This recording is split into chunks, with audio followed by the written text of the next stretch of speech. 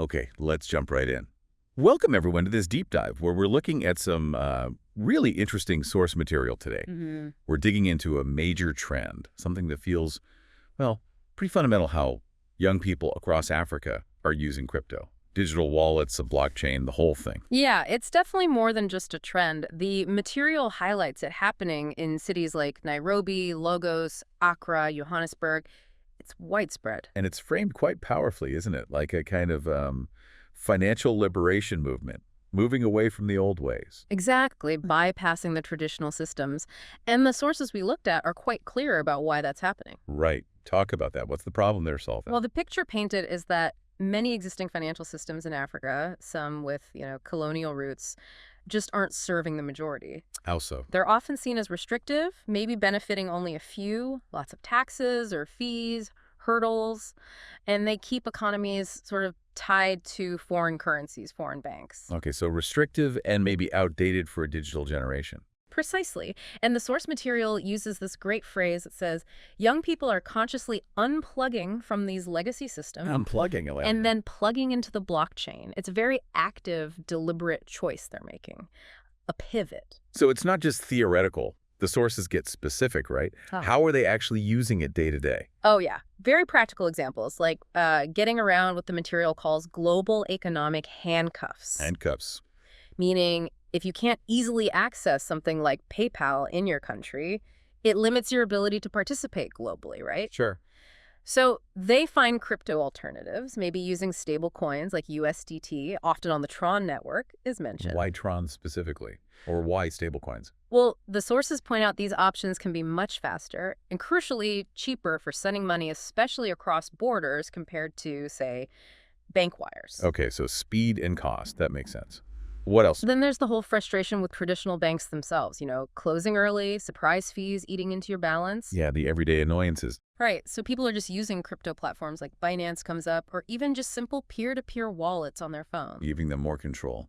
24/7 access. Exactly. Hold your value, transfer it when you need to, without asking permission or waiting for opening hours. Bypassing those barriers. And the remittance angle seems huge in the source material.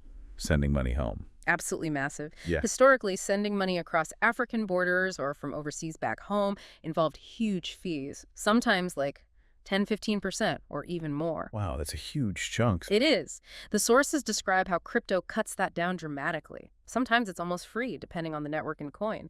Think about that impact for a family budget. Yeah, it reframes crypto completely. It's not just an investment asset. Definitely not. The material stresses that for many young Africans, especially where youth unemployment is sky high, figures like 40, 50, even 60% are mentioned. That high? Jeez. Yeah. For them, crypto isn't just a side bet. It's often described as a job, a side hustle, a gateway to earn, sometimes even a survival tool. So what kinds of jobs or hustles are we talking about? All sorts. The sources mention things like actively trading different tokens, sure, but also building actual Web3 startups on the blockchain. Okay, so developers, entrepreneurs. Or running freelance businesses, writing, coding, design for international clients, and getting paid instantly in stablecoins. No waiting for banks, no crazy conversion fees. It's like the borders just dissolve, economically speaking. That's exactly the perspective shift described. Borders become, lines of code you can work around. Value flows more freely. Now, the sources aren't totally starry-eyed, are they? They mention risks. No, definitely not. They're clear about the dangers. Scams are a real problem. The market volatility is obviously a huge risk, and regulation is often lagging or unclear. These are serious downsides. Okay, important context. But the material offers a really strong counterpoint. It basically asks, is the risk of staying trapped in the old restrictive system maybe greater than the risk of engaging with these new, albeit imperfect, tools? That's a powerful question. The risk of inaction versus the risk of action. Exactly. And that ties into the sort of deeper meaning the sources explore. It suggests this whole thing isn't just about Bitcoin or Ethereum prices. It's about something bigger. Yeah. It's framed as being about self-sovereignty, taking back control of your financial life, reclaiming power, and ultimately trying to rewrite Africa's economic story using technology. So wrapping this up, the main takeaway from our deep dive today seems to be that crypto adoption among Africa's youth based on this material, looks like a really fundamental shift. It's technology enabling a push for economic independence. Right. Not just a fleeting tech trend, but potentially something much more profound. The sources don't pull punches. They use words like revolution. They see it as truly transformative. So, maybe the thought to leave everyone with is this. Next time crypto comes up in conversation, remember this perspective from Africa. Think about what that drive for self-sovereignty, for bypassing systems that don't work for you, what that really means when enabled by technology.